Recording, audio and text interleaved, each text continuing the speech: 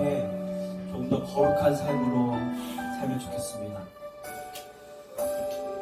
무너진 우리의 삶 속에 삶의 한 절이라도 예수님 닮은 모습을 발견할 수 있는지 스스로 점검하면서 그리스도의 자녀답게 또 하나님은 오늘 나에게 어떤 모습으로 살고 또 주어진 일상 가운데 어떤 모습으로 존재하기를 원하시는지 늘 질문하고 궁금해하고 생각하고 묵상하면서 우리가 마땅히 행해야 할 삶의 모습들을 선택해 나갈 수 있었으면 좋겠습니다. 조금은 다르게 구별되게 그런 우리의 모습, 그런 거룩한 모습을 회복할 수 있는 우리가 되기를 소원하는 마음으로 우리 찬양 함께 고백하면 좋겠습니다.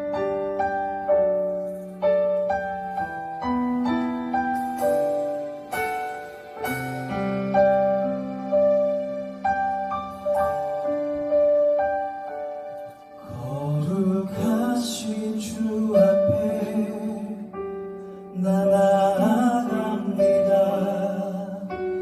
무너진 마음으로 더러운 몸으로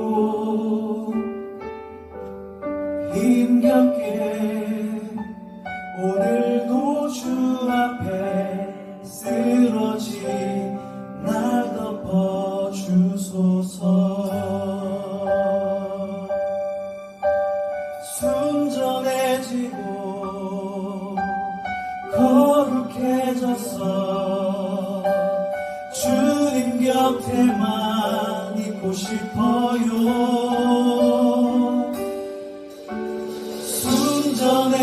순전해지고 거룩해졌어. 주님 곁에만 있고 싶어요.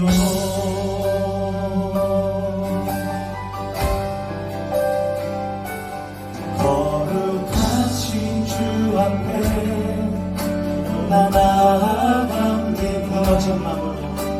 무너진 마음으로 더러운 몸으로 힘겹게 오늘도 주 앞에 쓰러진 날 덮어주소서. 순전해지고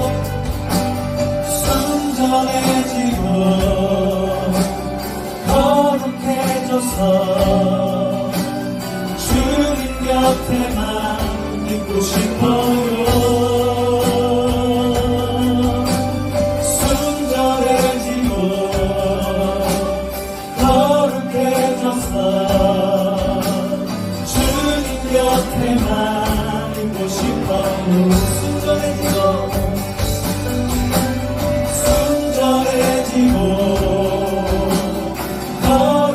거룩해져서 주님 곁에만 있고 싶어요. 순전해지고 거룩해져서 주님 곁에만 있고 싶어요. 거룩하신 주 앞에 거룩하신 주 나 엎드립니다. 나 엎드립니다.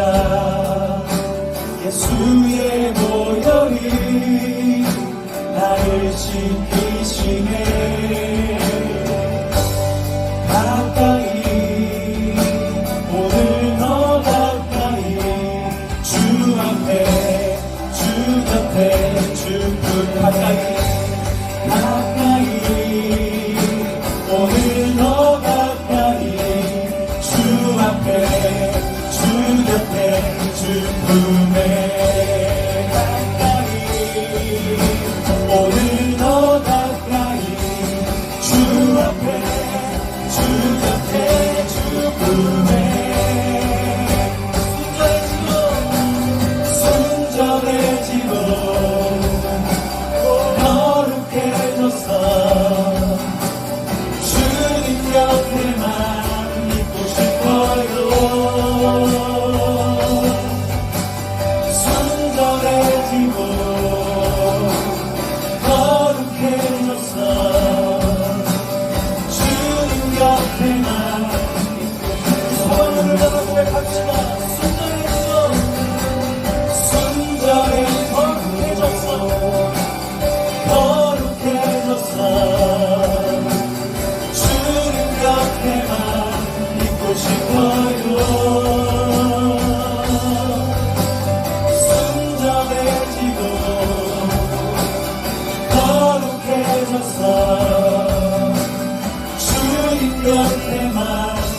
있고 싶어요. 순전해지고 거룩해져서 주님 곁에만 있고 싶어요. 순전해지고 거룩해져서 주님 곁에만 있고 싶어. 우리 가슴에 손을 얹고 고백합시다. 순전해지고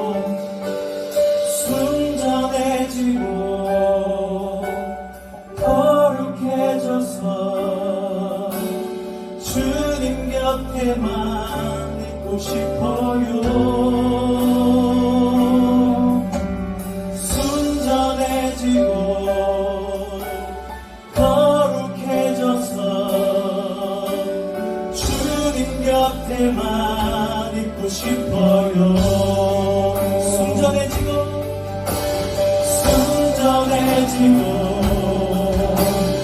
거룩해져서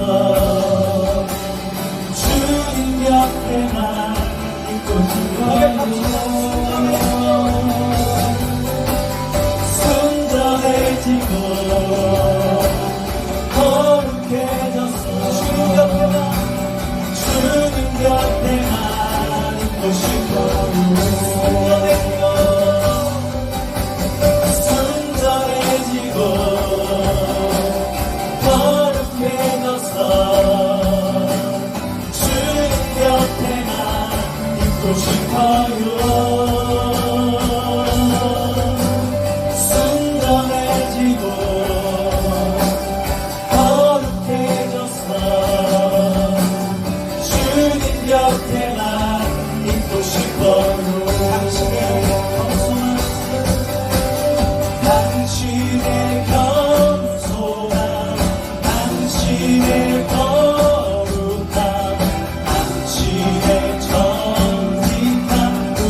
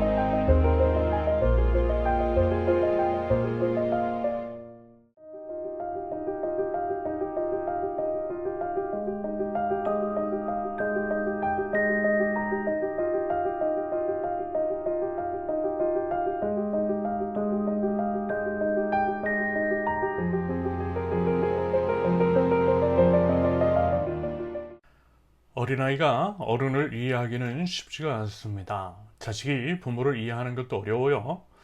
지나고 나봐야 부모의 마음을 알고 나이를 먹고 경험해 봐야만 이해할 수 있는 것들이 있습니다. 어렸을 때에는 그저 이제 한 부모의 자식일 때에는 아무리 이야기를 해도 알아듣지도 이해하지도 못합니다. 오히려 자기 자신을 이해해 주지 못한다라고 부모 탓을 하는 게 있어요. 그래서 이제 나중에 후회를 하는 것 같습니다. 풍수지탄이라는 말, 바람이 그치지 않음을 나무가 탄식한다라고 하는 문자적인 뜻이지만 돌아가신 어버이를 생각하는 의미로 쓰이는 고사인 풍수지탄, 이 말이 괜히 나온 것은 아닐 것입니다. 미네르바의 부엉이는 황혼역이 돼서야 날기 시작한다라고 하는 말도 있죠. 미네르바는 그리스 로마 신화에서 나오는 지혜의 여신, 부엉이는 지혜를, 황혼역은 인생의 끝자락, 노년의 때를 의미합니다. 그러므로 이 말은 인생을 다 경험하고 나서야 지혜가 생긴다라는 것이겠죠. 부모가 되어서야, 부모가 이제 죽고 나서야 비로소 이제 지혜라고 하는 것이 생기고 철도 들지만 그땐 이미 황혼역, 후회해도 늦은 시기, 이미 부모는 세상을 떠났을 뿐더러 자신도 앞으로 살 날이 얼마 남지 않은 때라는 거죠. 그렇게 인간은 어리석은 존재입니다. 저도요, 요즘 그런 생각이 참 많이 들어요. 지난 삶에 대한 후회와 자괴감이 있습니다. 그래서 남은 삶의 기간 동안 잘 살고 싶은 마음이 있어요. 그러면서 요즘 깨닫게 된 것 중 하나는 이런 것이었습니다. 아는 것이 별로 많지 않았던 시절. 사역적으로 치면 사역의 초기, 전도사 때에는 단정의 언어, 확신의 언어를 참 자주 사용했던 것 같습니다. 그런데 나이가 좀 들어가면서 모호한 언어의 사용이 많아졌음을 발견했어요. 즉각적으로 답하기보다는 머뭇거리는 시간이 많아졌습니다. 왜냐하면 제가 모르는 것이 더 많다라고 하는 것, 제가 미처 보지 못하고 생각하지 못한 면이 있을 수 있다라고 하는 것을 점점 깨닫게 되었기 때문입니다. 나름 다양하고 많은 것들을 알아가고 열심히 배우고자 노력을 하고 있지만 그러면 그럴수록 모르는 것이 더 많더라는 것을 깨달아요. 변은 익을수록 고기를 숙인다라고 하는 말이 뭔지를 알 것 같습니다. 그래서 이제 과거의 저처럼 예를 들어 단정 짓고 확신에 찬 언어를 구사하며 자기만 맞다라고 하는 그런 사람들을 보면 과거의 이제 제 모습이 떠올라 부끄럽습니다. 그러면서 이제 이들도 결국 저처럼 과거 이제 자신의 모습을 떠올리며 지금의 이제 저와 같은 감정을 가질 수도 있겠다라고 하는 생각을 해봐요. 보니까 사람은 다 똑같더라고요. 역사는 반복된다라고 하는 말이 괜히 있는 것은 아니더라는 것입니다. 그렇기 때문에 그리고 이제 무엇보다 사랑하기 때문에 사랑하는 소중한 사람들이 인생의 후배들이 우리 자녀들이 저와 같은 과오를 반복하지 않기를 바라는 마음이 있어요. 조금이라도 일찍 이와 같은 지혜가 생겼으면 하는 바람입니다.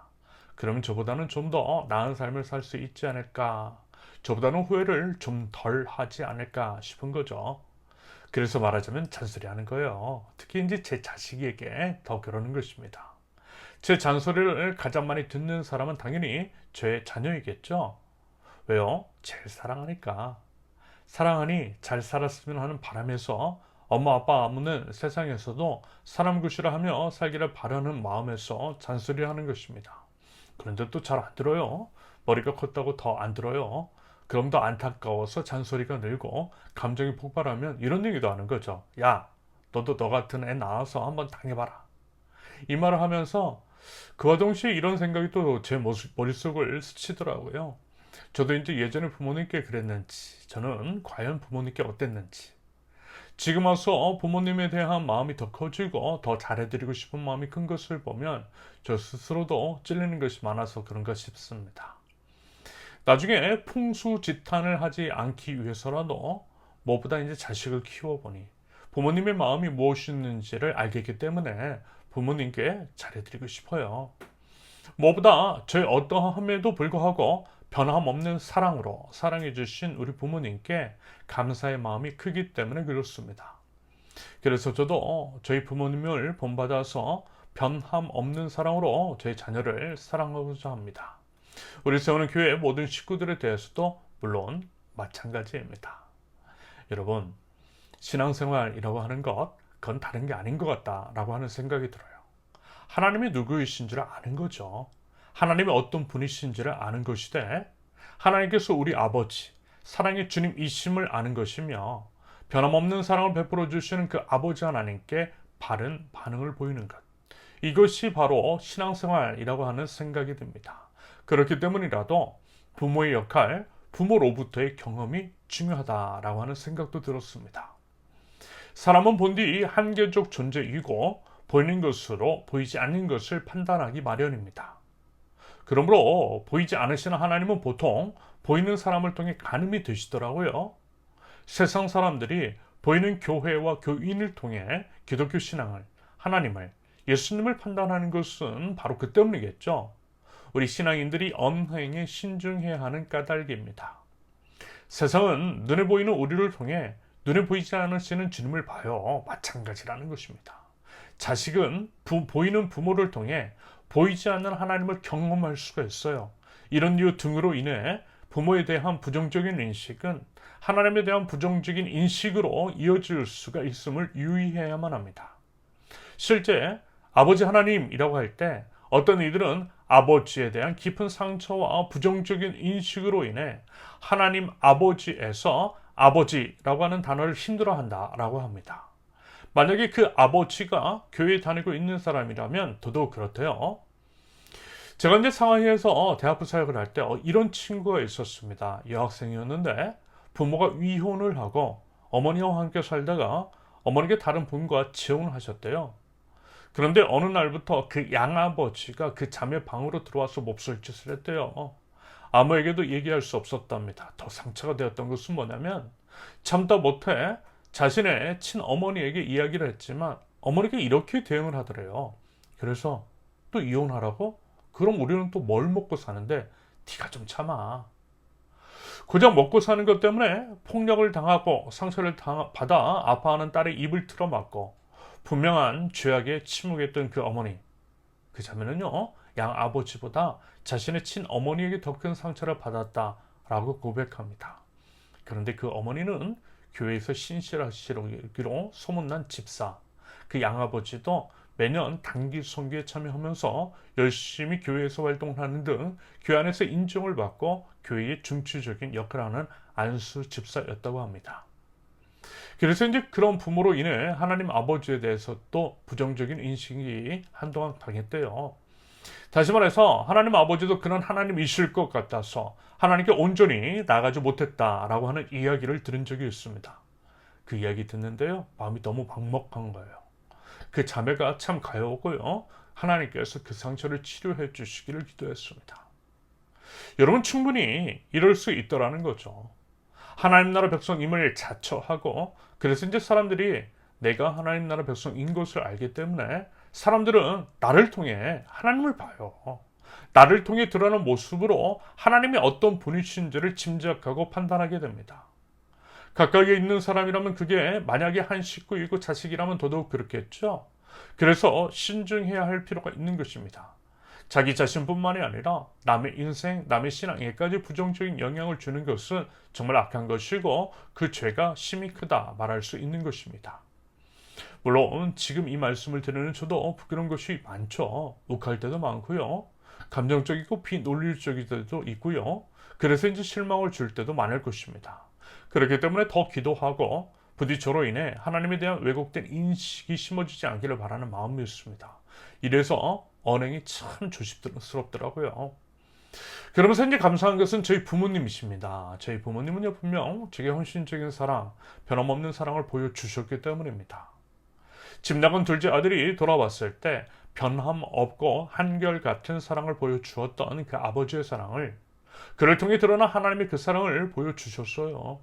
그래서 감사하고요. 그렇기 때문에 하나님 아버지의 사랑이 이러할 것이라는 것을 어림짐작하는 것들이었습니다. 보이는 부모님을 통해 보이지 않으시는 하나님 아버지를 경험하게 되었던 거죠. 그러므로 저도 그렇고 여러분들도 그렇고 부모인 자들도 그렇고 부모가 아닌 자들도 그렇고 모두 우리 하나님 나라 백성들이 보이는 우리를 통해 보이지 않으시는 하나님의 성품이 드러나고 보이는 우리를 통해 그 하나님을 체험할 수 있는 축복의 통로가 될 수 있기를 바랍니다. 그 인식을 하고요, 그렇게 살아가 보자라는 것입니다. 그러려면 당연히 여러분 성경을 통해 하나님이 어떤 분이신지를 알아야겠죠.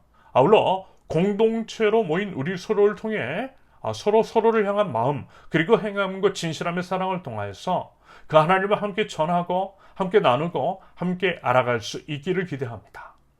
여러분, 공동체의 역할은요, 이런 거예요.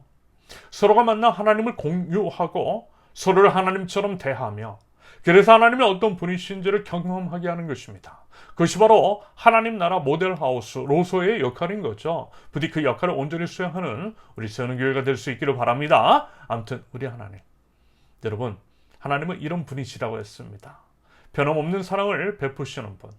그리고 마치 부모가 자식에게 회초리를 드는 것은 당연히 회초리를 대는 것 자체가 목적인 것이 아니라 자식이 바른 삶의 길로 나가게 하기 위함인 것처럼 하나님의 우리에 대한 것도 그렇게 이해할 수가 있더라는 거죠. 심판과 징계가 아닌 회개와 회복의 하나님의 본심이라고 여러 차례 말씀을 드렸어요. 여러분, 이걸 잊으면 안 됩니다. 바꿔 말하면 이 점만 기억하고 있으면 우리가 인생을 살면서 경험하는 수많은 일들, 그 중에 고난과 고통 같은 것들, 설령 이해가 되지 않는 것이라 할지라도 결국에는 하나님에 대한 믿음, 하나님의 사랑과 은혜, 하나님의 신실하심에 대한 믿음으로 인해 그것들을 극복하고 이겨낼 수가 있을 것입니다. 왜요? 하나님은 그런 분이시니까. 하나님이 어떤 분이신지를 명확하게 알고 있기 때문에. 하나님은 우리가 잘 되길 바라시는 아버지이시니까. 그래서 설령 우리 죄나 잘못으로 인해 어려움을 겪는다 할지라도 우리가 진심으로 회개하며 돌아갈 때에 변함없는 사랑으로 우리를 회복시켜 주실 아버지 하나님이시기 때문입니다. 여러분, 우리가 그걸 알아요. 그 하나님을 알아야 합니다. 여러분, 성경에서 계속 그 말씀을 하고 있는 것입니다. 여러 상황과 인물, 그들의 이야기를 통해서, 여러 선지자를 통해서 그 얘기하고 있어요. 하나님이 이런 분이시라고. 그 하나님께 바른 반응을 보이라고. 그러면 다 용서해 주시고 회복시켜 주신다라고 말입니다. 특히 선지서에서 이런 이야기가 자주 선포되고 있습니다. 그래서 비록 각 선지자들을 통해 무서운 심판의 메시지가 선포되지만 그에 덧붙여 반드시 회복의 메시지 또한 동시에 선포가 되고 있음을 보실 수 있을 것입니다. 그것은 아담과 하와의 선악과 범죄의 순간에서부터 그랬다고 말씀을 드렸죠. 선악과 범죄로 인해 심판과 징계를 내리시는 동시에 어떻다고요?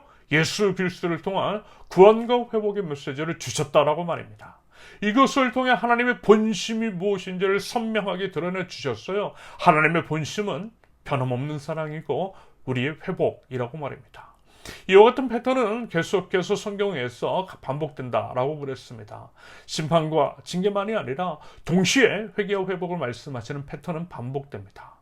이렇게 반복해서 말씀하시는 이유는 제발 좀 알아들으라는 것이겠죠. 뭘요? 하나님의 본심을요. 하나님의 어떤 분이신지를 제발 좀 알라는 것입니다. 그래서 예레미야를 통한 하나님의 메시지도 한번 보세요. 하나님께서는 분명 남유다 왕국의 멸망을, 죄로 인한 심판을 선포하게 하셨습니다. 싸울 필요 없다고 순순히 바빌로니아의 느부갓네살에게 항복하라고 포로로 끌려갈 것이라고 말씀하셨어요. 저항하면 더 큰 고통과 고난을 받게 될 것이라고 하셨습니다. 그리고 그 이유는 죄 때문이라고 분명히 말씀하셨어요. 죄에 대한 대가를 치러야 한다고, 죄에 대한 해결이 필요한다라고 말씀하셨습니다. 예레미야로 하여금 심판과 징계의 필연적 이유에 대해서 선포케 하셨어요. 그런데 어제 본문, 다시 말해서 오늘 본문 바로 앞에 어떤 내용이 나오죠? 밭을 매입하래요. 아나돗의 밭을 매입하라고 하나님께서 예레미야에게 명령하세요. 여러분, 이게 참 말이 안 되는 명령, 모순된 명령이라고 했습니다. 왜요? 나라가 망했다면서, 사람들이 포로로 끌려간다면서, 항복하라고 하면서 그 얘기를 예레미야 자신은 정작 부동산을 매입한다라고 하는 것이 참으로 모순적인 행동이고, 그것은 자칫 그전에 이제 선포했던 내용, 즉 심판과 징계 메시지를 부정하는 듯한 행동으로 보일 수 있다라고 했습니다. 다시 말해서 예레미야가 부동산을 매입하는 것을 나라가 망하지 않을 것이기 때문이라고, 결국 그는 위기와 불안을 조성하고 부동산이 폭락하는 것을 통해 부동산 매입의 기회, 그래서 이제 자산 증식의 기회를 삼는 것일 뿐이라는 식으로 충분히 해석할 수 있는 기만적 행위로 비칠 수 있더라는 것입니다. 그래서요, 예레미야도 주저할 수밖에 없었던 것이고, 비록 하나님의 말씀에 순종하여 아나도스에 있는 밭을 매입하기는 했지만 의문이 들었던 것이며, 그에 대한 의문을 해결하고자 말하지만 하나님께 여쭙는 장면이 바로 오늘 본문입니다. 여기서 하나님께 여쭙는다라고 하는 것, 그것은 기도의 형태로 드러나요. 하나님께 기도했다라는 것입니다. 16절, 나는 네리야의 아들 바룩에게 그 매매 계약서를 넘겨주고 나서 주님께 이렇게 기도드렸다. 이렇게 기도드렸다. 여러분, 우리의 기도도요, 그런 거예요. 하나님께 이제 궁금한 것이 있을 때, 하나님께 여쭙고자 하는 것이 있을 때 우리는 기도합니다. 여러분 기도하시죠? 기도는요, 다름 아닌 하나님과의 소통입니다. 하나님과 대화를 주고받는 거예요. 우리도 상호 소통을 통해 서로 가까워질 수 있고요. 소통이 활발해지면 그러면 그럴수록 서로가 더욱더 친밀해질 수 있습니다. 반대로 소통하지 않으면요, 멀어져요. 여러분, 우리가 함께 예배할 뿐만이 아니라 설령 이제 별 필요 없는 잡담이라 할지라도 우리가 예배 후에 될 수 있으면 함께 모여서 서로 얼굴을 마주하면서 서로의 삶과 서로의 생각과 서로의 기도 제목 등을 나누는 것, 그렇게 이제 소통의 자리를 마련하는 것은 바로 그 때문입니다. 친해지려고 하는 거예요. 여러분, 우리가 이렇게 예배한다라고 해서 여러분, 우리 서로가 당연히 가까워질 수 있다라고 생각하는 것은 대단한 착각입니다. 여러분, 예배만 드린다고 해서 결코 가까워질 수 없어요. 서로 마주하면서 함께 먹고 함께 마시고 함께 소통할 때 가까워질 수 있습니다. 가까워지고 서로에게 스며들어야 한 몸이 될 수 있어요. 교회는 한 몸이고 또 한 몸이 되어야만 합니다. 그래서 이제 우리 교회는 비록 공식적으로 일주일에 한 번 정도밖에 예배를 드리지 않지만 예배 전후로 함께 소통하는 자리를 중요하게 생각하는 이유입니다. 주기적으로 전체가 함께 식사하는 자리를 마련하는 것도 결국 그 때문인 거죠. 서로 소통하고 가까워지기 위해서. 우리는 단순히 예배만 드리는 교회가 아닙니다. 모든 교인이 교제를 힘쓰고 서로 가까워져서 한 몸이 되기를 바라는 교회입니다. 여러분, 안 보면 멀어져요. 보더라도 대화하지 않으면 서먹서먹해져요. 누가 누구인지를 몰라요. 오히려 말 한마디라도 주고받고 별인지 시덥잖은 것이라 할지라도 나눠야만 가까워지고 친해질 수 있어요. 여러분, 예배 전에 조용할 필요 없어요. 서로 인사를 반갑게 나누고 수다를 나누세요. 그 또한 예배입니다. 말 한마디 안 나눠봤을 때는 그저 이제 눈에 보이는 대로 외모로 판단을 합니다. 자기만의 허상을 만들고 마음대로 규정하죠. 저 사람은 저렇게 생겼으니 저럴 거야 라고 그렇게 이제 자기 혼자 생각합니다. 그런데 입을 열고 생각을 듣고 서로 소통하다 보면 내가 잘못 판단했구나 라고 하는 것들을 깨닫게 돼요. 그래서 이제 내가 만든 허상의 이미지를 깨트리고 상대방의 진짜 모습을 만날 수가 있습니다. 진짜 그 사람을 알 수 있는 거예요. 여러분, 실제 만나보고 대화를 만나보니 전혀 다른 사람이 있더라는 것을, 그 전까지는 외모만 보고 멀리서만 보고 오해했더라는 경험이 여러분 우리 모두에게 있잖아요. 말하자면 그런 것입니다. 여러분, 그래서 하나님과의 소통도 그래서 이제 중요한 것입니다. 하나님께 수시로 무시로 기도하고 소통하고 궁금한 거 있으면 여쭙고 사소한 것이라도 할지라도 하나님께 말씀을 드리고 그렇게 하나님과 동행하는 삶을 사는 것이 중요하다라는 것입니다. 그렇게 하나님과 친밀해지는 거예요. 여러분, 하나님께 친밀해지면 하나님에 대한 신뢰도 더 쌓여요. 그래서 하나님을 더욱 이해할 수 있게 됩니다. 이런 이유로 매일 기도와 말씀, 그렇게 계속해서 우리 주님과 소통하는 것이 중요하다라고 하는 말씀입니다. 아무튼요, 예레미야는 하나님께 나아가 기도해요. 그러면서 기도할 때 보이는 전형적인 패턴이 예레미야의 기도에서도 보입니다. 여러분, 기도의 모범, 당연히 예수님께서 본을 보여주신 기도, 바로 그것입니다. 하늘에 계신 우리 아버지, 아버지의 이름을 거룩하게 하시며 아버지의 나라가 오게 하시며 아버지의 뜻이 하늘에서와 같이 땅에서도 이루어지게 하소서. 오늘 우리에게 일용할 양식을 주시고 우리가 우리에게 잘못한 사람을 용서하여 준 것 같이 우리 죄를 용서하여 주시고 우리를 시험에 빠지지 않게 하시고 악에서 구하소서. 나라와 권능과 영광이 영원히 아버지의 것입니다. 아멘. 예수님은 먼저 하나님을 찬양하며 기도를 시작합니다. 하나님에 대한 찬양은 하나님이 어떤 분이신지를 드러내는 거죠. 아울러 예수님께서는 아버지 하나님의 뜻을 먼저 구하셨어요. 그러고 나서 마지막으로 원하는 것을 말씀드리셨습니다. 말하자면 다음과 같은 기본적인 원리에 따른 기도의 형식입니다. 마태복음 6장 33절 너희는 먼저 하나님의 나라와 하나님의 의를 구하라. 그리하면 이 모든 것을 너희에게 더하여 주실 것이다. 그래서 이제 예레미야의 기도의 구조도 한번 보세요. 정확하게 이 구도입니다. 먼저 하나님이 어떤 분이신지를 드러내어 하나님을 찬양하는 것입니다. 다시 말해서 하나님은 전지전능하신 하나님이시라는 것, 은혜를 베푸시는 분, 정의롭고 공의로우시며 위대하신 하나님이시래요. 광대하시며 하신 말씀은 반드시 지키시고 행한 대로 보응하시는 분이시래요. 창조와 기적을 보이시는 분, 강한 손과 편팔로 적들을 물리치시며 주님의 백성을 구원하시는 분이시래요. 하나님께서 약속하신 것처럼 젖과 꿀이 흐르는 땅을 주신 신실하신 분이심을 예레미야는 얘기합니다. 그러면서 이제 결국 온 이스라엘의 심판과 징계, 재앙을 받은 것, 전쟁과 기근과 연병을 경험하고 바빌로니아 군대에 의해서 점령을 당한 것은 모두 하나님께서 실천하라고 분부하신 모든 것들을 어겼기 때문이라고 해요. 이와 같은 결과는 이미 그렇게 하나님과 이스라엘 백성 상호 간에 맺은 언약이 있다는 것이고, 그러므로 그것은 결국 약속의 이행일 뿐이라는 거죠. 이런 식으로 하나님은 그렇게 신실하신 하나님이시라는 것을 상급도 징계도 약속에 따라 이행하시는 신실하신 주님이심을 예레미야는 분명하게 드러냅니다. 그러나서 이제 본론을 예레미야가 하나님께 진정으로 여쭙고자 하는 내용을 간단하게 말씀을 드려요. 25절 주 하나님 어찌하여 주님께서는 이 도성이 이미 바빌로니아 군대의 손에 들어가게 되었는데 저더러 돈을 주고 밭을 사며 증인들을 세우라고 말씀하셨습니까? 이 질문의 의미 앞서 이제 말씀을 드린 내용 그대로입니다. 납득이 가지 않는 명령이라는 거죠. 왜 망한다고 하셨으면서 그래서 이미 바빌로니아 군대의 손에 들어가게 되었는데 왜 자신에게는 밭을 사고 그에 대한 증인들을 세우라 말씀하셨느냐라는 것입니다. 앞뒤가 맞지 않는 것이 아니냐라고 하는 항변인 거죠. 이 질문에 대한 하나님의 답변은요, 이후 이어지는 본문 26절부터 계속됩니다. 그러면서 오늘 말씀 서두에 이런 말씀을 드렸잖아요. 신앙생활이라고 하는 것은 다른 것이 아니라 하나님을 아는 것이라고요. 신앙의 여정은 하나님을 알아가는 과정이고 알게 된 하나님에 대한 바른 반응을 보이는 것을 믿음이라고 했습니다. 그러면서 하나님을 알면요 모든 것이 해결된다라고 했어요. 해결이 된다라고 하는 의미는 이런 것입니다. 굳이 질문할 필요가 따질 이유가 없게 되는 거죠. 왜요? 하나님은 이미 알고 있으니까. 하나님은 어떤 분이시라는 것을 알고 있기 때문입니다.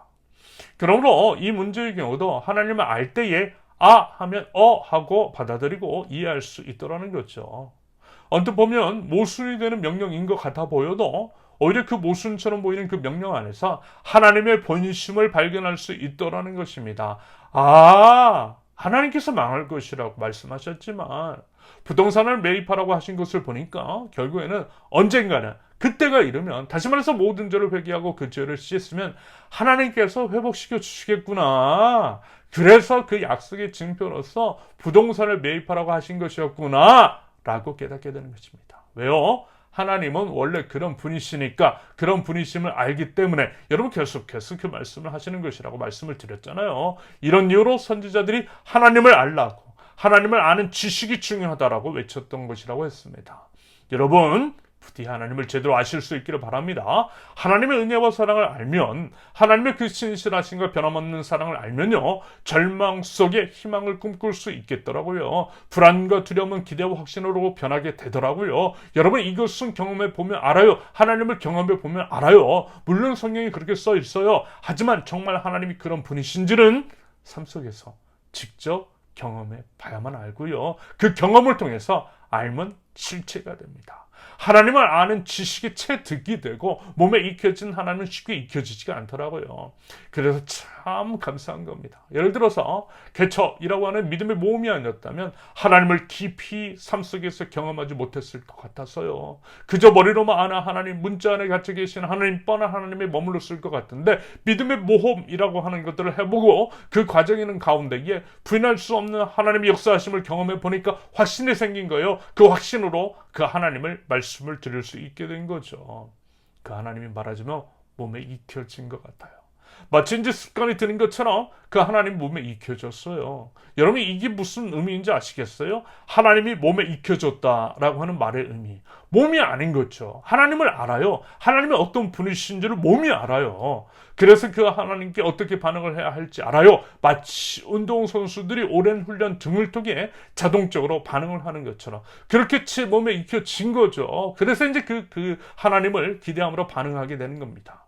그리고 이 찬양이 저절로 자연스럽게 흘러나오게 되는 거죠. 그 하나님을 경험했기 때문에 주님은 신실하고 항상 거기 계시네. 그 사랑을 뭐라 할까? 주 사랑이 내 생명보다 귀하고 주 사랑이 파도보다 더 강해요. 세월이 가고 꽃이 시들어도 주 사랑 영원해. 주님 사랑 신실해요. 하나님을 경험했기 때문에 하나님을 알기 때문에 하나님은 신실하시고 언제나 항상 거기에 심지어는 나 혼자라고 느껴질 때도 그 자리에 계심을 노래할 수가 있는 것입니다. 세월이 가고 꽃이 시들어도 사람들은 다 변해도 믿을 사람 하나 없지만 하나님만큼은 변함없는 사랑으로 우리를 사랑하고 계심을 이제는 말할 수가 있다고요. 왜요? 그 하나님을 경험했기 때문에 그 하나님을 알기 때문에 그래서 그 하나님을 신뢰할 수 있는 것이고요. 그 하나님의 신실하신 변함없는 사랑에 기대어 절망 속에서도 꿈을 꿀 수 있고 나라가 망하는 그 상황 속에서도 토지를 매입하라면 하나님의 음성에 순종할 수 있게 되는 것입니다. 여러분 우리요 그 하나님 알면 좋겠어요. 그 하나님 알게 힘쓰면 좋겠어요. 그 하나님께 한 걸음 더 나아가면 좋겠어요. 그 하나님을 노래하면 좋겠어요. 그래야요 우리의 찬양에 힘이 있으면 좋겠어요.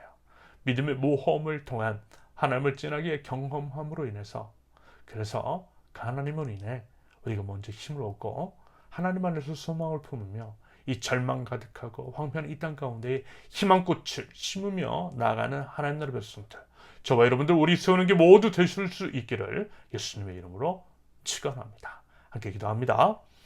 신실하신 여호와 하나님 언제나 그 자리에 계시며 변함없는 사랑으로 저희를 사랑하시는 우리 주님을 사랑하고 찬양합니다.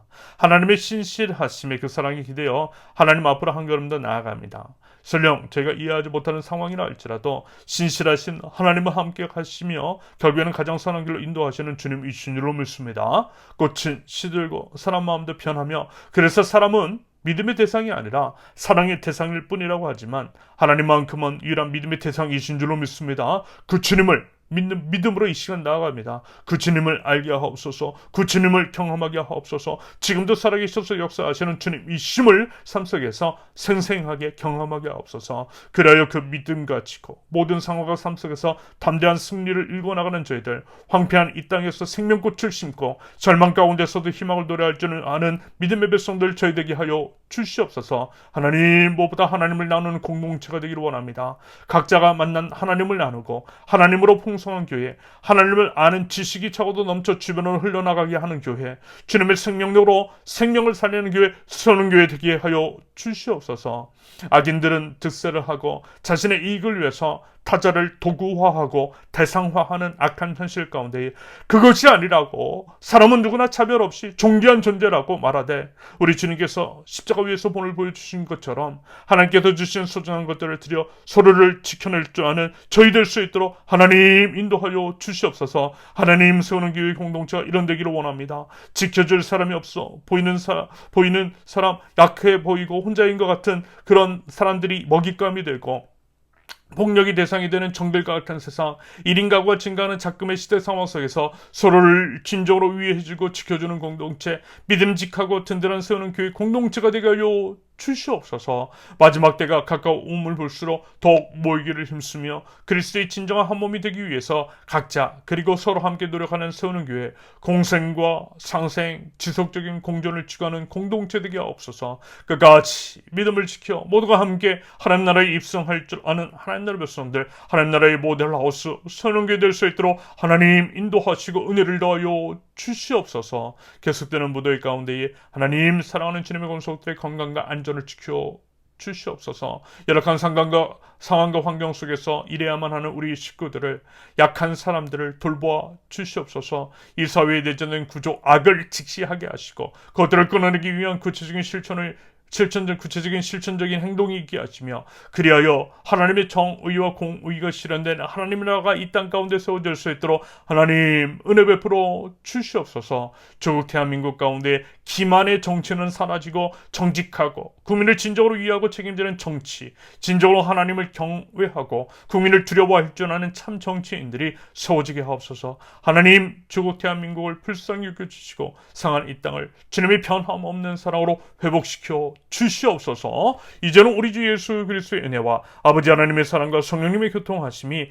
변함없는 사랑을 베풀어 주신 우리 하나님께 감사를 드리며 그 하나님을 믿는 믿음으로 담대하게 나아가고 절망 중에서도 희망을 노래할 줄 아는 하나님 나라 백성들, 우리 세우는 게 모든 권속들 위해 이제로부터 영원토록 함께 하시기를 간절히 축원합니다.